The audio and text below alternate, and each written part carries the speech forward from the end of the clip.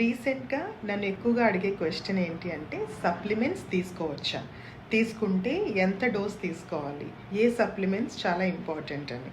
Hello, నేను doctor Sandhyarani Palavalasa, medical director Akshaya hospital, Visakhapatnam. 3 vital supplements. Number 1 vitamin D. Vitamin D చాలా వరకు deficiency ఉంటున్నాయి. మనం 35+ దాటిన తర్వాత ఇతర గట్ బ్యాక్టీరియా చేంజెస్ వల్ల కానీ లెస్ ఎక్స్పోజర్ టు సన్ వల్ల కానీ వైటమిన్ డి డెఫిషియన్సీ ఉంటుంది. సో వైటమిన్ డి మీ డైటరీ సప్లిమెంట్లో యాడ్ చేసుకోవడం చాలా అవసరం. నెంబర్ 2 వచ్చేసరికి మెగ్నీషియం రీసెర్చ్ ప్రకారంగా చూసుకున్నా కూడా పీసీఓస్లో, పిఎంఎస్లో, అలానే మూడ్ డిజార్డర్స్, స్లీప్ డిజార్డర్స్లో చాలా బాగా హెల్ప్ చేస్తుంది. నెంబర్ 3 వచ్చేసరికి omega-3 fatty acids. 3 to 5 grams of omega-3 fatty acids daily రిక్వైర్మెంట్గా చెప్తాము. అది మన బ్రెయిన్ హెల్త్ అలానే ఇన్ఫ్లమేషన్ తగ్గించడంలో చాలా హెల్ప్ఫుల్. డైలీ రిక్వైర్మెంట్ డోసేజ్ కింద డిస్క్రిప్షన్లో మెన్షన్ చేస్తున్నాము.